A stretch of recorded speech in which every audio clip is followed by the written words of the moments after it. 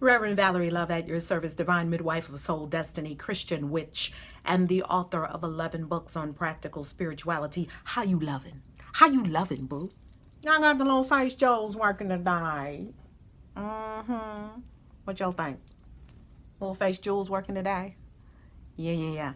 So, where do I begin with this story about how I escaped the cult, namely Jehovah's Witnesses? Now, I want to do this story justice because this is my story. This is my life. This is a chapter in my book that I am opening to you, bare-breasted, and sharing with you from the heart of my hearts, from the soul of my soul, from the soul of souls. I'm sharing this story with you. So I want to take my time with it. So this vid might be a little long. And along the way, I'll point out touch points for you that I pray will really support you in your soul evolution. The whole purpose of this and the whole intention of this is for your evolutionary ascension. So there is no other agenda other than that. So let's talk about it. You might know if you've been traveling with me for a while on this channel that I was a Jehovah's Witness I was one of Jehovah's Witnesses from age 4 to age 30. So at 4, actually at 3, my mother met one of Jehovah's Witnesses on the streets of Harlem, New York City. That's where we lived at the time. And I still remember what they told me about that story. I was 3, and they say I was with my mother when she met this Jehovah's Witness gentleman on the streets of Harlem, New York City. Now, we lived on 8th Avenue. Now it's called Adam Clayton Powell Boulevard. So she met him and she was coming back from the supermarket and she had cold things in the shopping cart, including, ice cream and whatnot. And my mother was probably she had me when she was 19. I was born too. She was a single mom. She lived with her parents. So we lived with my grandparents, my maternal grandparents. And then also in that same building, it was a little tenement building. It's not even there anymore. It was 2815 8th Avenue. That building is not even there anymore. It burned down. But anyway, and they bulldozed it and there's a new structure there now. But anyway, also in that building lived my grandfather's parents. So there were 4 generations of us living in that same house. It was a tenement building. You just walk up 5 flights of steps. We lived on the 2nd floor. And then my grandparents lived, of course, in the same apartment. It was called a railroad apartment because you could just run straight through like a railroad from one end to the other. And to go to the next room, you had to actually go through a room to get to the next room.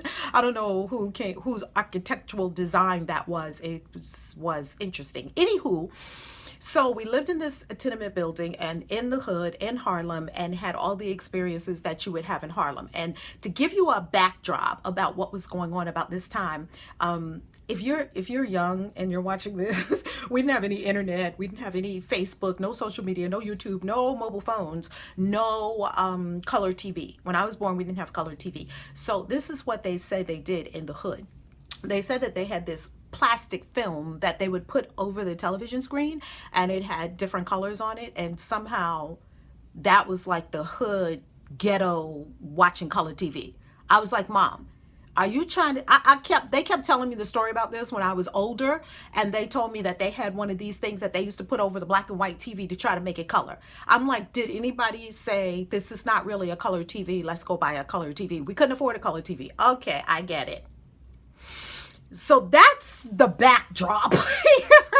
And when I was a little girl in Harlem, Malcolm X was shot right up the street from where we lived in the Audubon Ballroom. There was all kinds of, the civil rights movement was hot and heavy. So that's what I come from. So my mother, she met this Jehovah's Witness on the street corner. She had to have been about 22. Let's see, I was 3. She had me at 19. She was about 22. And my grandparents, her parents, were not very religious. So she had a lot of questions that she was asking, and nobody was really answering the questions for her. So she met this Jehovah's Witness on the corner, coming back with the shopping cart, and I was with her, hot summer day. And there he was standing with the Watchtower and awake. And he asked her some profound question like, would you like to live forever on a paradise earth? Because that's sort of like an opening question that Jehovah's Witnesses ask. And she was like, astonished. Like, tell me more. And he began to talk to her, and he had a Bible. And they say the conversation went on, according to lore, the conversation went on for about 3 hours, right there on the street corner. And I was a very attentive, quiet kind of person when I was little, because I was always in some upper realms. Because, you know, being born a witch, I was just always in some realms somewhere. Half the time, not even on planet Earth, anywhere near any of the big people. So I was kind of hanging out with them and kind of hanging out in my own world. And I noticed that he had a book. And I kept thinking to myself, I remember this, that man has a really big book. And I loved books. Oh my God, that was my dang books. And I remember thinking to myself, that man has a really big book. Did that man read that whole book? Because I don't know how to read yet. I was really little, but I was reading like early. I used to devour books. They used to take me to the library and I would just scoop up books, read them all. Next week, I would cry if I couldn't get a book from the library. That's how I was. So anyhow, here he is with this Bible, and he's just flipping back and forth in the Bible, showing my mom all these things. And she would ask him another question, and he would flip in the Bible. And it wasn't the Bible that other people had. So we're going to stick a pin in it right now, and let's pause, and I'll share with you a little bit about the Jehovah's Witness Bible, because I worked with this Bible for 26 years. I actually still have one around here somewhere. It's called the New World Translation of the Holy Scriptures, and they don't call it the Old Testament and the New Testament. Jehovah's Witnesses do have their own Bible. They call it they don't call it old because they say nothing's old. We can still use it, so it's not old. They call it the Hebrew scriptures and the Greek scriptures, because originally the first part of the Bible, from Genesis to Malachi, was written in Hebrew, and the rest of the Bible from Matthew to Revelation was written in Greek, Aramaic and Greek. And so what they say is that they went to the original manuscripts. I don't know how they claim that they found the original manuscripts. Anyway, that's what they say. And they got their own. I'm just telling you what they say. Now, I'm not saying if it's right, wrong, good, bad. I'm just telling you the story, okay? And you make up your own mind about all of this that I'm sharing with you. But I'll get to the point of why I'm sharing this with you in a moment. So, lost one of my face jewels already. All good. So, anywho. So he had the Bible, and this Jehovah's Witness Bible has the Hebrew scriptures, the Greek scriptures. It still has 66 books, just like what's accepted in the Bible canon. I have sitting here an Apocrypha, and the Apocrypha has more books in it than the 66 canon. But Jehovah's Witnesses, they have the same 66 canon, and the major differences in the Jehovah's Witness Bible and the other Bibles is that they have Jehovah, the word Jehovah, the actual name, over 6,000 times in the Bible. So all of the places in the regular Bible that you see, well, I won't say the regular Bible, in many other translations of the Bible where you see Yahweh or YHWH or Lord in all caps, Jehovah's Witnesses claim that that's where the real name of God is supposed to go, Jehovah. I don't know if that's true or not. However, that's what they say, that Jehovah is the actual name of God. Now, I have somewhat of a disagreement with that, because they say that we don't really know the actual name of God, because YHWH, the tetragrammaton, the 4 letters that are representing God, the Hebrews didn't speak it. They didn't intone the word. This is a Hebrew word.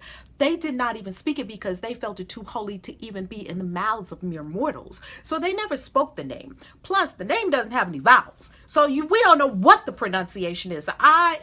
They came up with Jehovah, and Jehovah, I would say, is a derivative. I wouldn't say that Jehovah is the exact word, because the English language is a bastard language, so it doesn't really equate well in the Hebrew. It just doesn't. Hebrew is a language that God speaks. It's like Sanskrit. You can't really get a great translation into a bastard language like English from Hebrew. It's just not going to happen. You would probably have to use 5,000 English words just to partly even describe a Hebrew word, and it probably still wouldn't capture the essence, because words do not truly teach. They don't really capture the essence, okay? It's energy. So anywho, they replaced everything that had Lord in all caps. So look in a Bible, in many of the Bibles that you read, you see that there's 2 ways of writing Lord. One is Lord with just the L capitalized, and there's another way of writing Lord with all 4 letters capitalized. They say when you see that, that's a clue that in the old original manuscripts, that's where actually YHWH lived, and therefore they want to bring the YHWH, the tetragrammaton, Hebrew tetragrammaton, to life in their Bible, so they use the word Jehovah. Well, hey, that's fine with them. They can do anything they want, just like you can do anything you want, okay? Now, The other difference that they have in the Bible is John 1:1. This is a huge deal. This is a huge deal because I have my Amplified Bible right here. And John 1:1 basically says, in the beginning was the Word, and the Word was with God, and the Word was God. Now, that's what you will read in mostly every Bible I've ever picked up. In the Jehovah's Witness Bible, it says, in the beginning was the Word, and the Word was with God, and the Word was a God. They put the word a in there because they say the word's not God, because they say the word is Jesus and Jesus is not God, because they're not into the Trinity and all of that kind of stuff. So that just gives you a little bit of background about the Jehovah's Witness Bible. So he had that. And they don't use anything else. If you go into the Jehovah's, into a Kingdom Hall with any other kind of Bible, they will look at you like, let's replace that right away with our right and real Bible. So, hey, I don't have any judgment on it one way or the other. It is what it is. You make up your own mind about how you're going to be with that. So she's standing there. She's talking. Ice cream melts. All the food from the supermarket is melting. She's just having this amazing time talking to this incredible man who's just looking at, who's this big book, and I'm looking at him like, very intrigued. So he invites her to the Kingdom Hall. She says, yes, I'll be there. By now, I was about 3.5, going to 4, and my mom had just had another baby, second baby out of wedlock, second baby daddy. That was just, they thought she was just off her rocker. So the family was not having a good time with my mom. She was like a maverick. She was like a rebellious one. She was living her life. But in the 60s, people didn't have that. They didn't have you having babies. Like, we were just out of the 50s, Leave It to Beaver, June Cleaver days, with the woman wearing the apron and waiting till her husband came home from work to fetch him a newspaper and his dinner, and vacuuming the floor all day. So this whole thing that my mom was on, she was just like before her time, I guess you could say, because she was sort of even women's lib before women's lib even came around, which would explain a lot about me. So anywho, here comes my mom going home. Now she's going to tell my grandmother that she just met a Jehovah's Witness. She got the Watchtower and the Wake magazine, and she's got the ice cream is melting, everything. My grandmother's like, what is going on with the groceries? And she's like, I met this man on the corner. And my grandmother's looking at her like, And my mother says, oh my God, I'm going to the Kingdom Hall. Mom, you have to come with us. I'm going to take the kids. And my grandmother was like, because she wasn't feeling the witnesses. So my mother went to the Kingdom Hall. She scooped me and my brother up and brought us with her to the Kingdom Hall. So by the time, and right away she took to it. She loved it. And I feel my mother, before she passed on at age 72, I really know within my bones and my being and my spirit that Jehovah's Witnesses saved my mother. They saved my mother's life. They put her on the path of her soul. It was absolutely her destiny to be there. It wasn't mine. It was my destiny to be there for the 26 years I was there. And I'll tell you how I escaped. So here is what began to happen. What began to happen is she started going to the Kingdom Hall, and she was taking me and my brother with her, and she was indoctrinating us. And she came home one day and she said, no more birthdays, no more Christmas, no more Easter, no more Thanksgiving. She just clean sweeped it all. And my grandmother was like, wait a minute, little missy, you living up in my house. Because you know how black grandmamas can be, the big mama. No. I'm the big mama around here. Ooh, even my grandfather would sit down when the big mama said something. Right? So the big mama said, no. That's not how it is. And every black family has a big mama.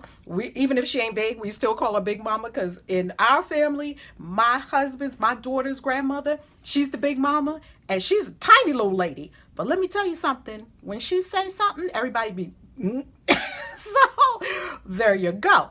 Big mama wasn't having it. So she was like, listen, we're going to have Christmas, and we're going to have this, and we're going to have that. And here my mother goes into a debate, because when you get a hold of something new, you start, and you're all in it, you start trying to indoctrinate all the people around you. My grandmother was like, no. My mother said, well, you can have Christmas if you want. Here goes her throwing down the gauntlet and exercising her power.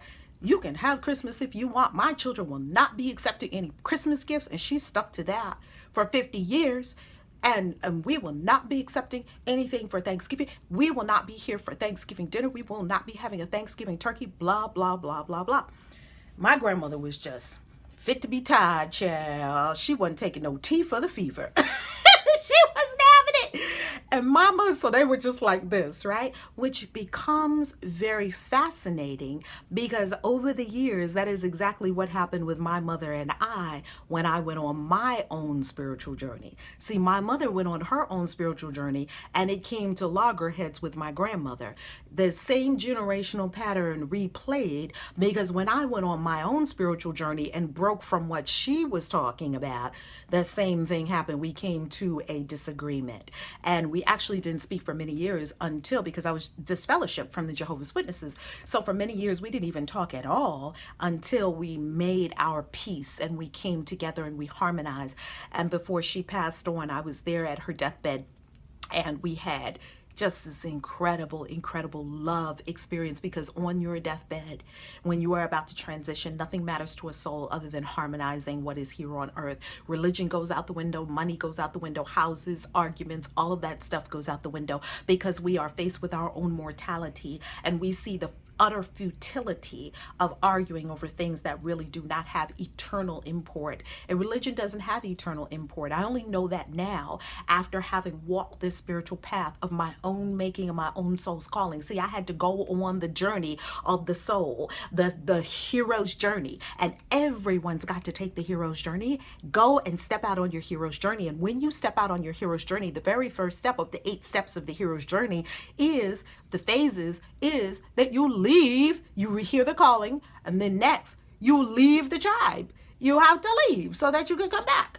So every hero left. Every hero, from Lord of the Rings to Neo in the Matrix, every hero you will ever see. Joan of Arc, every hero, every heroine. Wonder Woman had to leave her beautiful island. Everyone has to leave to go on the hero's quest. I had to leave. So years go by. Now this is what happens. My mother, every time there's a new school year, I go to school. I told you this video was going to be a little bit long, so thank you for hanging with me. Every time we have a new school year, my mom goes and sees all of my teachers at school, highly embarrassing, and tells them all, she doesn't celebrate Christmas. She doesn't celebrate Thanksgiving. She doesn't celebrate Easter. She's not going to make an Easter bunny. She's not going to stand for the pledge. She's not going to pledge allegiance. She's not going to, because they don't believe in any of that. So now, hence brings me to the cult. You know you're in a cult if they tell you you're not in a cult. That's the first sign you're in a cult, because the witnesses have a whole canned argument for how they are not a cult. That gives you a sign, oh, this is a cult. Because if you have constructed an entire defense on why you're not a cult with bullet points, you're definitely a cult. Oh my God. Oh, you're a cult, all right, all day long. Oh, this is a cult. Because you're so hard trying to convince. There's a line in Shakespeare says, "Dost thou protest too much?" Anytime a person protests, "I'm not gay, I'm not gay, I'm not gay," or I'm not lying, I'm not lying, I'm not lying. Oh, you're lying. Oh, yeah. Whatever it is that you're saying, I'm not. Yeah, you're gay. You just don't want to come to terms with it. Or yeah, you're in a cult. Or yeah, you are a cult. You just don't want to tell the truth. So here is one of the main tenets of a cult. The main tenets of a cult is that there is this inclusionary aspect of the cult that you can get in only by initiation. Okay, and witnesses have initiation. You can't just walk into a kingdom hall and become a Jehovah's Witness. There's an initiation. So the initiation, not unlike magic, to tell you the truth, the initiation takes time because there's an indoctrination. See, they're feeding you all the doctrine of the cult. Therefore, they need time to indoctrinate you. Now, indoctrination means that they take hold of your head. See, anybody that has your head, they have your body too. So if they don't have your head and you keep your head to yourself, only the divine higher self is supposed to have your head. God, not anyone else anywhere at all. Nobody's ever supposed to have your head other than God, right? The divine. And some aspect of God, goddess, I am, whoever has your head has all of you. So in the cult, they must indoctrinate you, and there must be this initiation where they are indoctrinating you over a period of time into the cult of Jehovah's Witnesses. Now, I have never said before that Jehovah's Witnesses is a cult. The more I have come home to myself, and this is not for judgment, and this is not for bad mouthing them, and this is not for saying that there's anything wrong or bad with it, not at all. This is simply sharing my own story.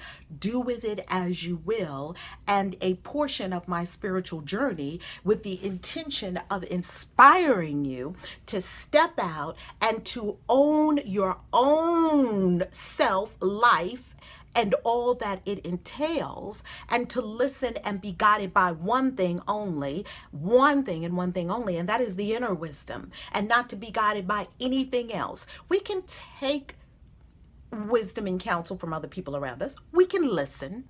At the end of the day, you make your decision based on what's in here, not based on what people fill your head with. It's not going to work. So, after the indoctrination, what does the indoctrination look like? Well, it looks like they come to your house and they study the Bible with you. That's what they call it. They call it a Bible study. It's actually indoctrination. And what they're doing is they're telling you the Jehovah's Witness way of studying the Bible and what the Bible means, right? They're not telling you what the Bible means. Nobody can tell you what the Bible means. The Bible means a whole lot of things. It's a metaphysical book. It's allegorical. It's symbolic. It's prophetic. The Bible is so many things. It's a book of magic. It's a book of metaphysics. The Bible is so many things that no one can tell you what the Bible means. Like, who made anybody an authority, an expert on the Bible? You read the Bible. You get to say what you are receiving from it. There's a rhema word or a logos word, right? You are the arbiter of what the Bible, you're the final arbiter of what the Bible means to you. That's what your God-given ability is and right, because you are a free will being. So they tell you what the Bible means, and they come to your house and they keep having these Bible studies with you, usually a weekly. After you have successfully had the weekly Bible study, now they're going to invite you to the Kingdom Hall. And let me say this is 2017 when I'm sharing with you this story. I don't know if this is still how they do what they do, because they have had many changes over the years. I'm sharing with you what my experience was. So, and what I did, because I used to go out and indoctrinate people. I was one of the people that indoctrinated other people into the Jehovah's Witness faith. And I successfully indoctrinated people because I was doing what I believed was the thing to do, right? I didn't do it because I didn't think it was the right thing to do. I was doing it because I thought I was helping people. So here is what happens. And inside of me, let me back up for a second. Inside of me, there was always this question, like, what is this? Yet the indoctrination, see, the still small voice is telling you the truth. The indoctrination of the head is so strong and so powerful. That's one of the aspects of a cult, right? So after they're going to invite you to the Kingdom Hall. You're going to start being around the Kingdom Hall. You're going to start being around them. Then they're going to slowly draw you more and more and more into the cult and away from family and friends. Why? How do they draw you away from family and friends? They draw you away from family and friends because they tell you that these are not supposed to be people that you're supposed to hang out with, because they don't follow the ways of Jehovah, and you can help save them. But for now, you got to save yourself. So let's get you in here. See, right there, that starts to be very cultish. You can see anytime psychologically you sever a person from their clan. Now, it's one thing if you have a hero's journey and you yourself choose as a function of your own unction to get up and go on your hero's journey. You still have contact with your friends and family. You just may not be right next to them. As a matter of fact, you could be right next to them, still living in the same house with them, and be on your soul's journey. So you don't have to leave your friends and family to be on a soul's journey. It is a symbolic leaving. It's okay, I've got to go and find my own walk, I got to walk my own path. So when they start to, and all of this is very subtle, once again, part of the indoctrination, once again, part of the initiation, and once again, it is not anything overt. Like, they're never going to tell you don't love your friends and family. Yet it was very, very, very clear when we were growing up in Jehovah's Witnesses, my mother did not have us around anybody that wasn't a witness. Now, this is why. They call people who are not Jehovah's Witnesses worldly. And so if you're worldly, that means, worldly means, and there was like this judgment on it, right? Worldly means you're not a Jehovah's Witness. So because they call people worldly and you're not one of Jehovah's Witnesses, then you are not good association. And according to 1 Corinthians 13:3, I believe, 1 Corinthians chapter 13, somewhere in there it says bad association spoils useful habits. That's in the Witness Bible, and they make you memorize it. And you see, I still have some of that stuff memorized. So actually it's a good principle, because it is true that whatever your associates are like is what you're going to be like. That's basically what that means. But it doesn't mean don't be around your friends and family because they don't have the same religious beliefs as you. That's a cult. So let's go further. Now they're going to kind of draw you away from friends and family. They're going to cause you to be with them more and more. They're going to have you reading the book. See, you have to read every day, Jehovah's Witnesses. You have to read the Jehovah's Witness Bible every day. They have a new Watchtower and Awake that comes out every week. So it's the 1st, the 8th, the 15th, and the 22nd. So the 1st of the month was the Watchtower. The 8th of the month was the Awake. The 15th of the month was Watchtower again. And the 22nd of the month was the Awake. New. And then they start the following month, same thing. The 1st, the 15th, the 22nd, the 1st, the 15th, the 22nd, and the 28th? Yeah, something like that, okay? Or the 29th, somewhere around there. So you have the 1st, the 8th, the 15th, 22nd. Thank you. So you have those 4 journals. It's a magazine that's coming out every single month. Now, where's these magazines coming from? Glad you asked.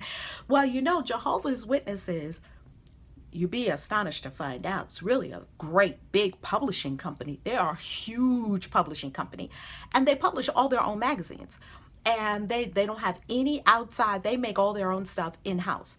Then if you go over to Brooklyn, New York, and you're going over the Brooklyn Bridge, you'll see a big sign that says Watchtower and Read the Bible Daily. That's all real estate owned by Jehovah's Witnesses. How much real estate do you think that is? Oh, it's a lot of real estate, okay? And the Jehovah's Witnesses never take any kinds of offerings. They don't pass a basket at all, which I actually did like about them. They had this little tiny, what's called contribution box in the back. And you were encouraged to give if you want to do. If you don't give, you don't. It's no 10%, it's no tithing, any of that in this particular structure. It is give if you feel like giving. If you don't, nobody cares. You know why? Because they had a ton of money coming in from all the publications. Because when I was in the Jehovah's Witnesses, they used to charge 10 cents when I was little, 10 cents for the Watchtower, 10 cents for the Awake.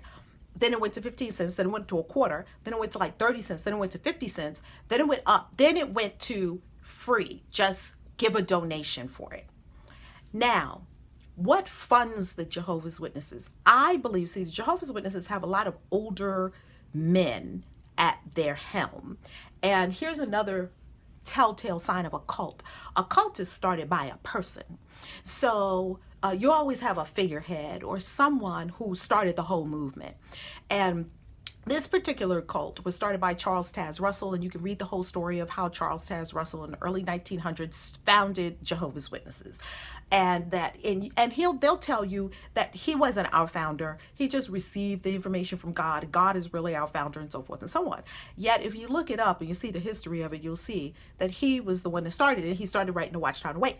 Then he came up with this group of men. And it's men only. It can't be any women, because women are subservient to the men. And the women cannot ever speak publicly, directly to the audience. They must speak only to another woman.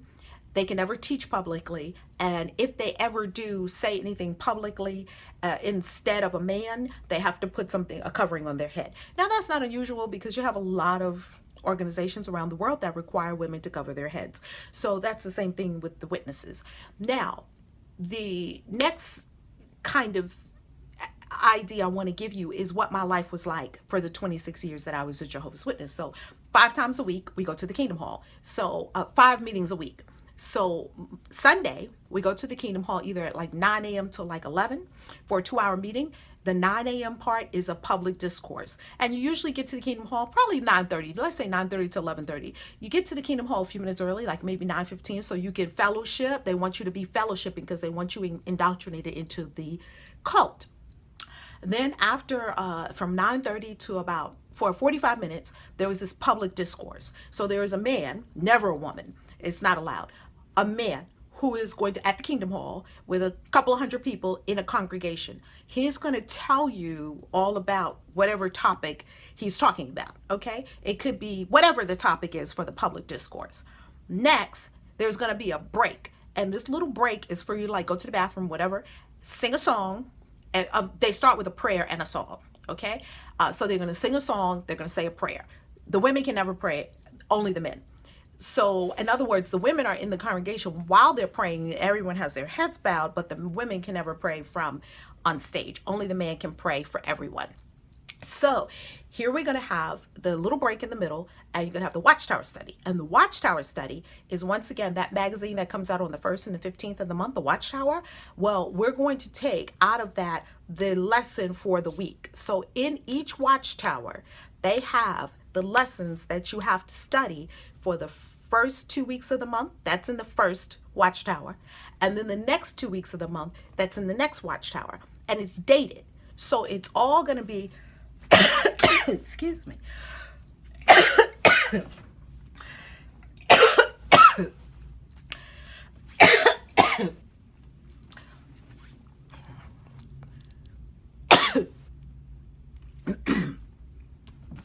So after the public discourse, there's going to be the Watchtower Study. And the Watchtower Study is going to be based on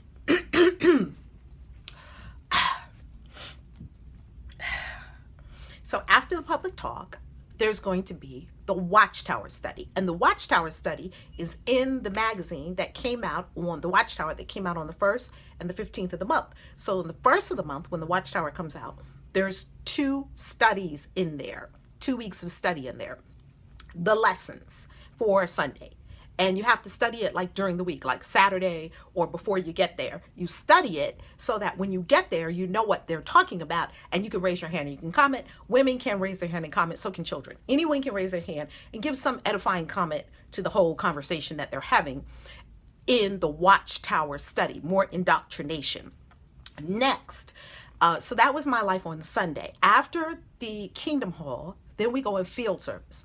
So field service is knocking on doors. Once again, witnesses, I don't think they knock on doors anymore. Now I believe they stand on the street corners, because I see them standing on the street corners quite a bit with the literature. So we used to go knock on doors. However, we were in New York. I probably knocked on 1,000 doors in New York. And then once I got married, my husband and I, we moved to the Bronx, and then I was knocking on doors all over the Bronx. I have knocked on like just about every door in New York City, crackhead doors. I mean, you cannot imagine naked people coming to the door, people coming to the door, dogs letting their dogs out. No, nothing ever happened. You never hear of anything happening in Jehovah's Witnesses, because God takes care of, they say fools and babies. I'm not saying they're fools. What I'm saying is that God takes care of people, even when we're not taking care of ourselves. So after the Kingdom Hall on Sunday, there's probably a couple of hours where you're going to go out knocking on doors. They call it field service, right? So I was what they call a pioneer, because you always know I'm extra. So you know I would be at the forefront leading the whole thing. As much as they let women do anyway, I was like, okay, I'm going to go out here and be a pioneer. A pioneer means that you can knock on doors, that you knock on doors and you are required. There's a quota for being a pioneer, and the quota is 3 hours a day. So if you go on Sunday, and you take Sunday off, then that means Monday you knock on doors for 6 hours that day. So there's a quota, and you must meet your quota. If you don't meet your quota, the elders are going to talk to you. There's tight, strict accountability for getting more people into this cult, okay? So we knock on doors. So there was about 5 or 6 hours on Sunday, not unlike most people that go to church, because a lot of people that go to church, they might stay in church for 5 or 6 hours. Absolutely a poor church. They don't say church, they say Kingdom Hall, okay? Of Jehovah's Witnesses. Monday, you can go to work or you can go to school, modest job, not supposed to go to college, not supposed to do a lot to climb the corporate ladder. You're supposed to live a very modest life, very simple, right? You don't need all that. Now I think they let people go to college. When I was coming up, they didn't allow people to go to college. So I didn't go to college, okay? Because my parents were just not having it. So Monday, you could go to work. Monday night, we had family study, Bible study. So you're going to, in your home. So you're going to be studying the Bible for about an hour, hour and a half with the family. Usually, most of the time, the Watchtower Study, you're going to study in advance for Sunday.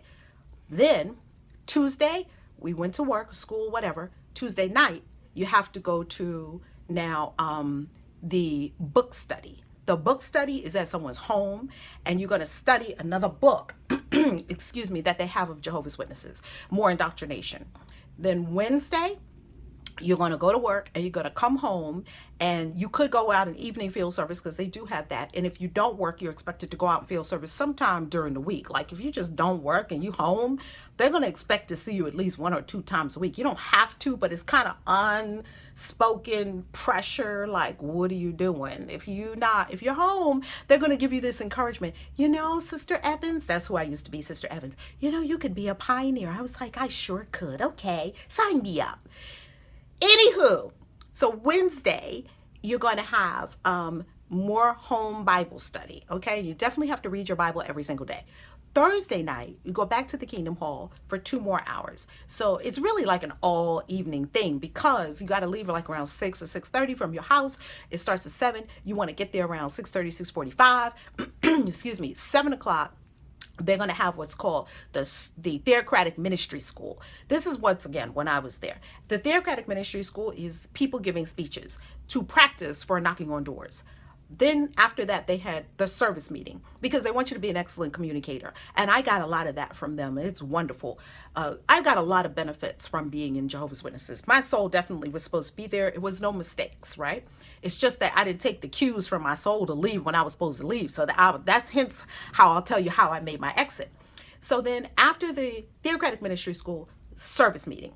And the service meeting is more trying to teach you what to say, overcoming objections. If somebody says, this is the door, you say that. If they bob, you weave, da-da-da, da-da-da. Okay, they had all the common objections. I don't speak English. I don't believe in God. What to say to atheists, what to say to agnostics, what to say to Buddhists, what to say. Because they wasn't playing with theirs. I call them the army of religions, because they was tight. That's why they have so many people flocking to Jehovah's Witnesses. It's not a mystery. They make you feel belonging. This sense of belonging. People want to belong to something bigger than themselves, greater than themselves. And witnesses give you that sense of belonging right away. And people want that. They need that. We all need to belong to something bigger than ourselves. However, the issue comes when it's a cult or when it's going contrary to your inner wisdom.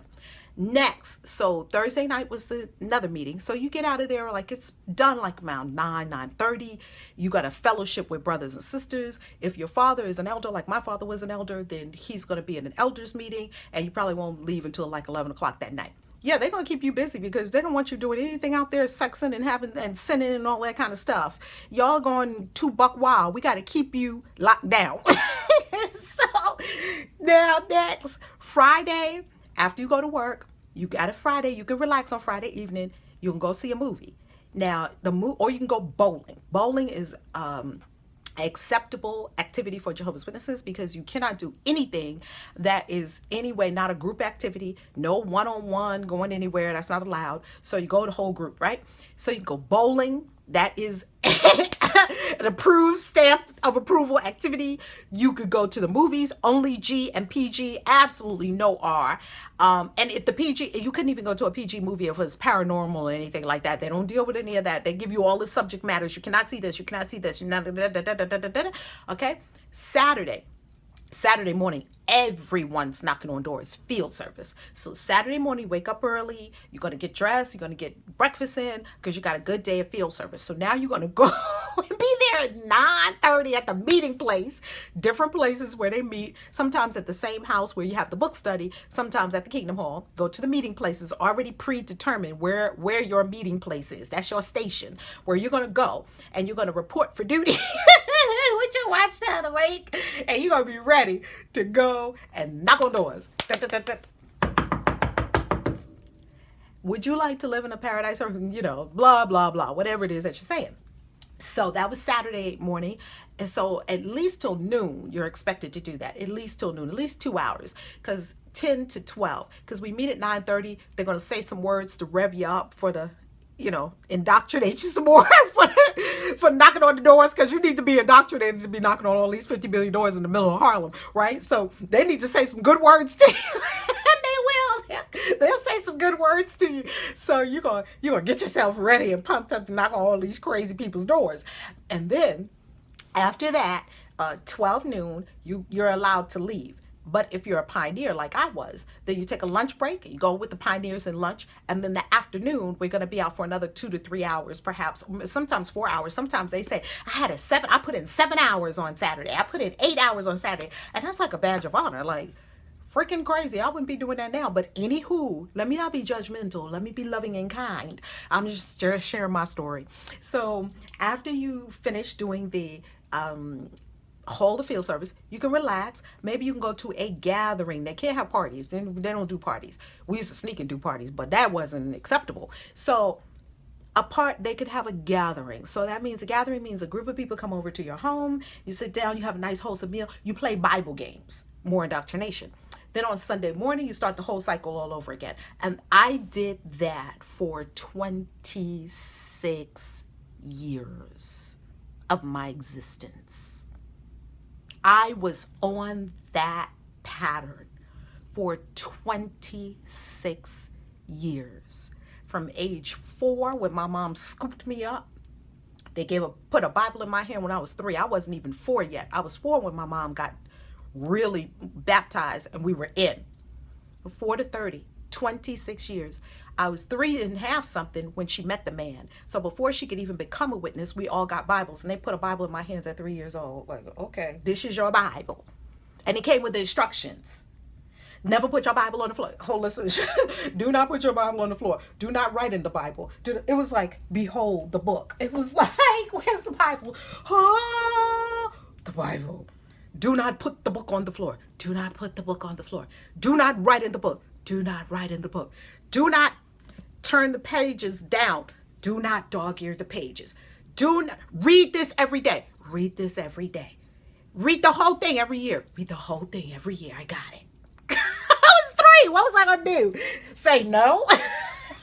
I suppose I could have said no, but I don't know. I would have stopped getting food. So anywho, that was my life for 26 years. Now, this is what happens when you do not follow your soul's calling and go out on your journey. Now, I was getting the message like, I was like, for years before I left. I was like, it was just getting harder and harder and harder to knock on that next door. You know, when you just run out of steam, you just run out of oomph. That's what happened to me. I just ran out of steam because, excuse me, there was no soul engagement. When there's no soul engagement for doing what you're doing, it's but so long your body can keep doing it. You just,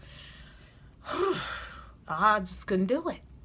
So, as you can see, my work now absolutely lights me up and lights up my whole soul, because right now, every day I get up, and one of the things that I absolutely love and feel the deliciousness of my soul and the joy and the beauty and the bliss and the fulfillment of is that every day I do exactly what my soul wants to be doing. Like my soul wants to be having this conversation with you right now, love tubers.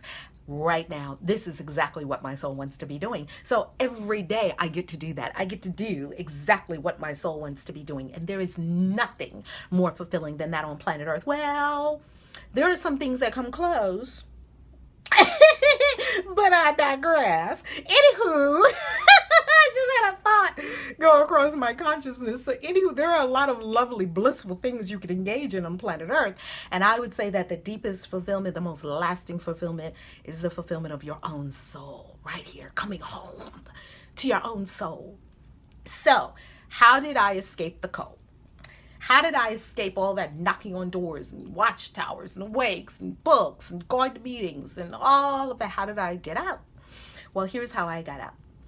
I moved from New York to Maryland when I was probably about 28, and I was really starting to slip away. I was just starting to slip away, and I was starting to go into a depression. Now, I had my first child, and as soon as we got to Maryland, I had the second one. So I had my first child at 26, I had the second child at 29. So I had her the year after we moved to Maryland, and I was just depressed. I was just heavy, sluggish. I couldn't do it. You know, when your soul is being smothered, what can you do?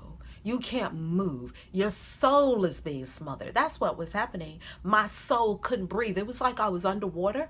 And then when I made the decision to leave, it was like I came up out of water like this and took my first breath.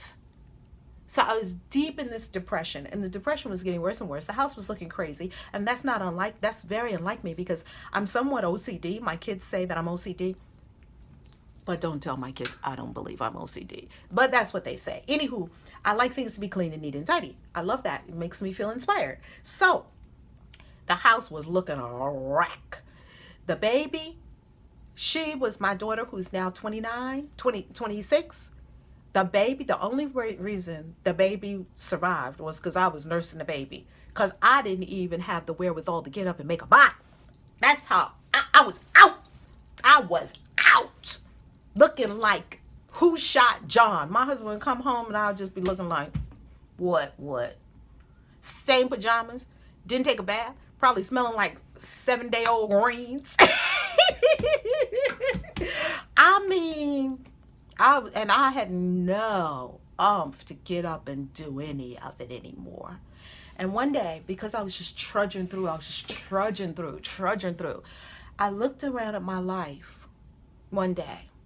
I looked around at my life and I said, whose life is this? Whose life is this? This is not the house I want. This is not what I want to be doing with my life. This is not the husband I want, not the relationship I want. Whose life is this? This is not what I want to be doing with my life. Who made all this stuff up? Then I got kind of angry. And that's a good step, because when a person is in depression, their anger is turned inward. So when they get angry, that's actually, as Abraham Hicks teaches, a step up on the emotional guidance scale. Yes? So to go to anger is good if you're depressed. So I got angry. I was like, oh, I'm not going to be in this life anymore, right? So there was this brewing anger under the surface, and there was just this deep, heavy depression. It was like so heavy, right? So one day, I'm in the bathroom, and I had just got these 800 milligram Motrin from the doctor after I had the baby, because the baby was only like a couple of months old. I didn't use the Motrin because I had an episiotomy, and they said, take these and so forth. And I started looking at that Motrin. And I remember, it was the medicine cabinet. I remember I was standing in the bathroom and I said to myself, I just want to take a nap and go to sleep and not wake up. I didn't say nap. I just want to go to sleep and not wake up. Like, can I just be out? I don't have not one more iota. I don't have it in me. I don't have it. And I just stood at that medicine cabinet and I looked and I saw the Motrin and I reached for the Motrin and I was imagining how many pills would it take for me to go to sleep and not wake up. I didn't even have the courage to say, kill myself, do myself in. I didn't have the courage to say, commit suicide. I was asking, how many pills would it take? And I hope that many pills are in there that it can put me to sleep and I just don't wake up. That's where I was. And I reached for the bottle. And I remember reaching for that bottle, and it was almost like something surreal happened. I thought about my children. I thought about Corey C. Evans, the artiste. He was 3. I thought about my baby. She was nursing. And it wasn't my husband. It wasn't my mama. It wasn't my brothers or my sister, my nephews, or anyone else in my family that brought me back from the edge. It was my babies. It was my children. My children brought me back from the edge. Because it flashed. Who's going to take care of my babies? And I knew nobody could breastfeed my baby. I said, oh, and then I came to, and this was the message from my soul. My soul said, live or die.